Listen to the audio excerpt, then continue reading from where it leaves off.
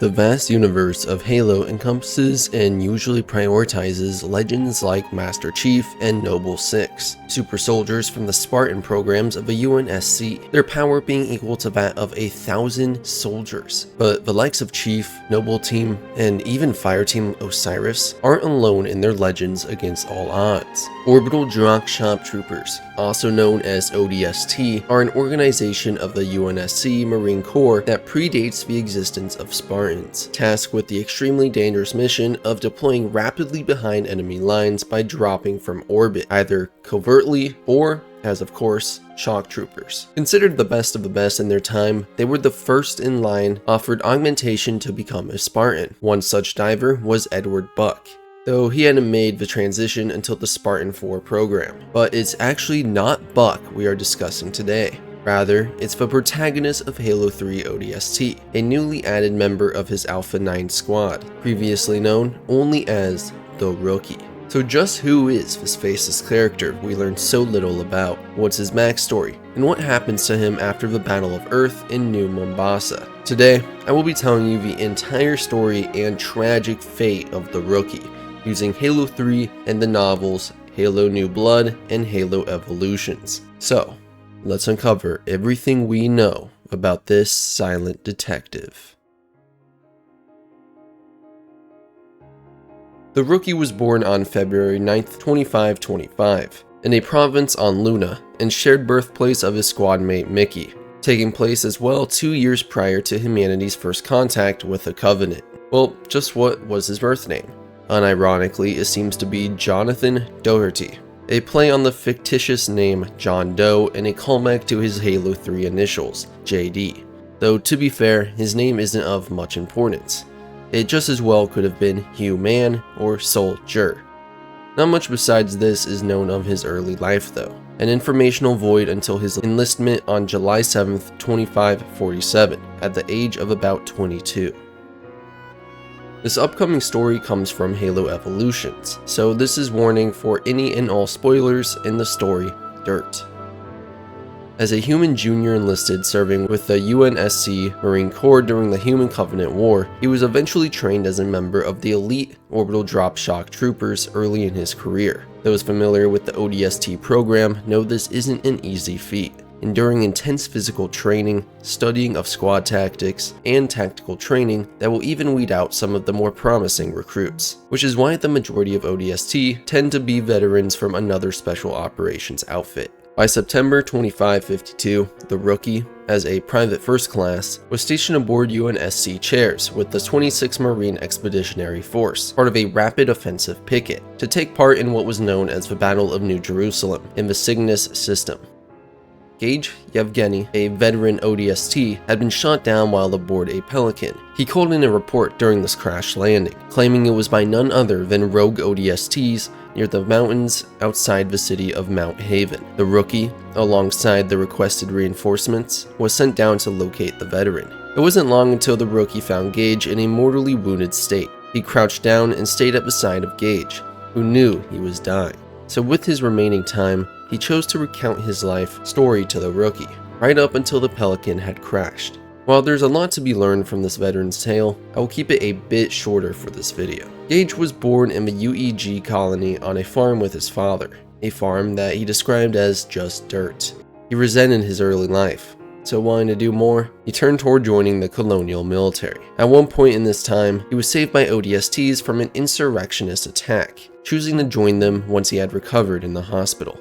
After 28 years as an ODST, Gage was sent on an operation to infiltrate a city under siege by the Covenant, who were looking for Forerunner artifacts. This was, of course, in the present Battle of New Jerusalem, the core events leading up to his fatal crash. Simultaneously, several former CMA members were performing an operation to extract a massive supply of gold from a bank. However, after infiltrating the bank, the ODST team discovered a class of school children and their teacher hiding in the underground vaults, hoping to survive the plant's inevitable glassing, a process of Covenant orbital bombardment using heavy plasma weaponry to wipe out humanity. His fellow ODSTs loaded 2 pelicans full of gold, claiming to the civilians that it would be used in the war effort. Gage realized what was going on. His squad mates planned to abandon the civvies. He argued in favor of postponing the theft to save the civilians. The other ODSTs claimed the children were as good as dead and raised their weapons at one another. Before his squad mate Felicia could argue in favor of just calling in more pelicans, Gage was shot in the abdomen and 3 other squad members died, including Felicia being fatally wounded. Gage went outside to find his leader Eric, who informed him that UNSC forces were falling back. Gage knocked him out with his weapon and called for more pelicans, claiming they were under heavy fire. He then collected the artifacts and flew away from the city, being pursued by Covenant banshees in pursuit of the relics. But during this evasion, he was quote-unquote accidentally shot down by ODSTs who knew of his apparent betrayal. The rookie, who had listened intently, promised to remember Gage and do whatever he could against the Covenant. Gage then told the rookie that both Covenant forces and the rogue ODSTs were on their way to the crash site, and warned him to get as far away as possible, as Gage was going to detonate a Shiva missile he had stolen on the Pelican, killing everybody. The rookie heeded this warning, immediately ditching most of his gear and running for his life until he reached the other side of the mountain, at which point Gage detonated the nuke. The rookie, as the sole survivor, hailed a Pelican and was informed that Reach had been glassed, and that the survivors were retreating to Earth. They escaped as this planet befell the same fate, but the rookie wouldn't ever forget Gage and his long, tragic life. After his service at New Jerusalem, he was promoted to Lance Corporal and transferred to Alpha 9, a team composed of Dutch, Romeo, and Mickey, led by Gunnery Sergeant Edward Buck. Alpha 9's first assignment came during the Battle of Earth, while stationed aboard the UNSC Say My Name, as part of a mission to attack the Prophet of Regret's assault carrier above the city of New Mombasa in aid of Spartan 117.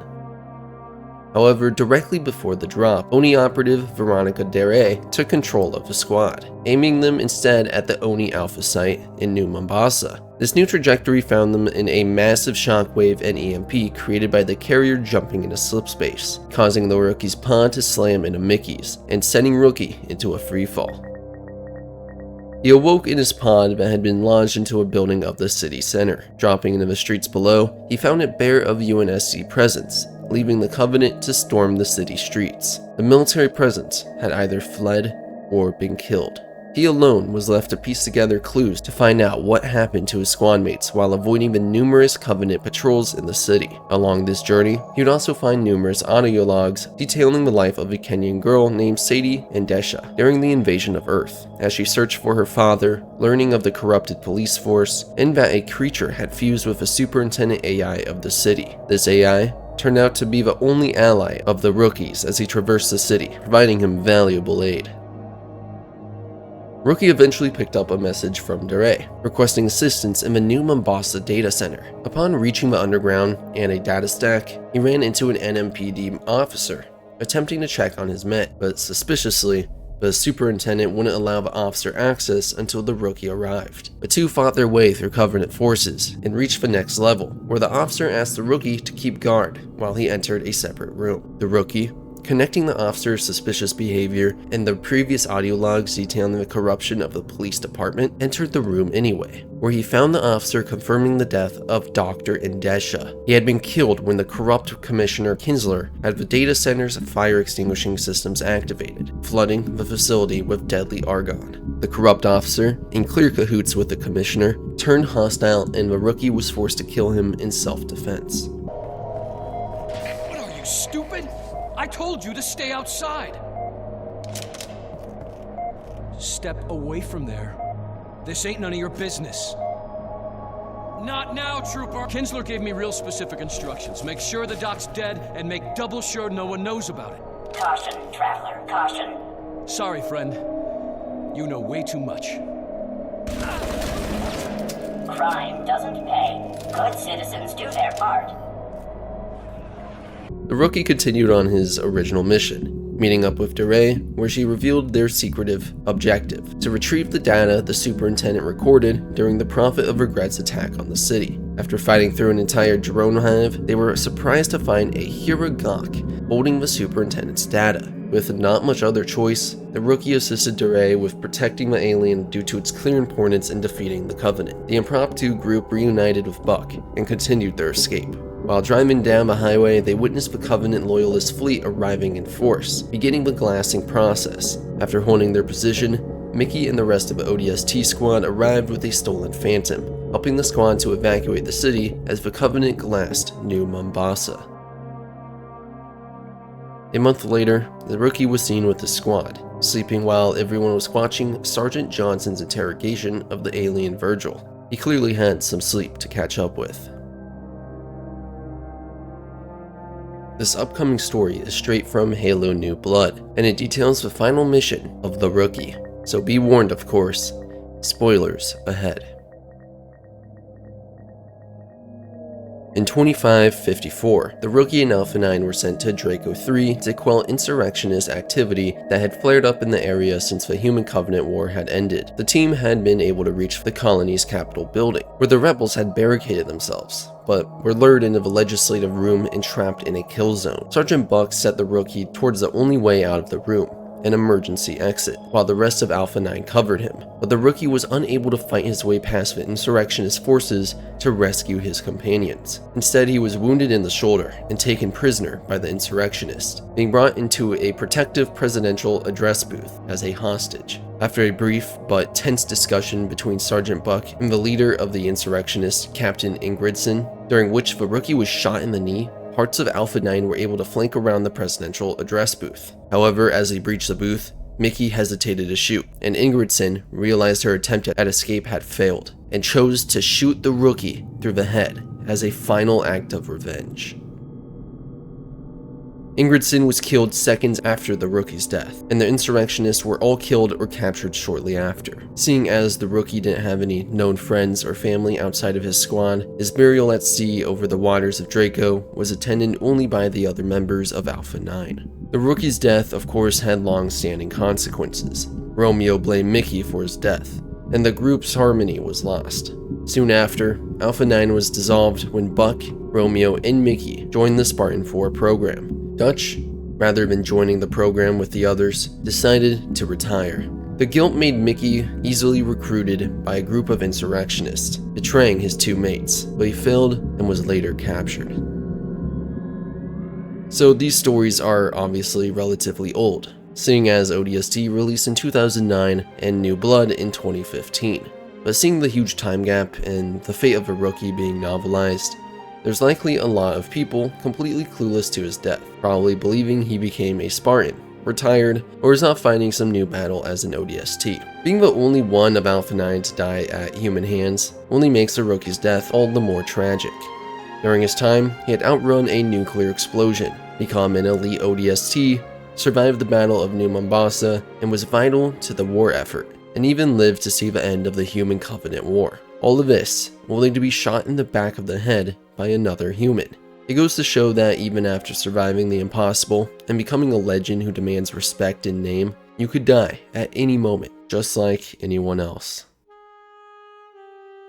And that was the complete story of The Rookie, the silent detective and protagonist of Halo 3 ODST. But after hearing all of this, do you think this was a fitting end to his legend? Or would you have preferred for his story to be left at Halo 3 and Evolutions? I want to hear all your thoughts down below. I hope you all enjoyed and learned some new information to further your knowledge of the Halo universe. This was my first break into the lore, so I hope I did it justice. A huge thanks to all the channel members up on screen and their continued support. Even in my absence the past month, I seriously appreciate every single one of you. Members, viewers, old and new alike. You all keep me motivated to be the best me both here on YouTube and in my day-to-day life. So, make sure to have a great week, and I will see you all later.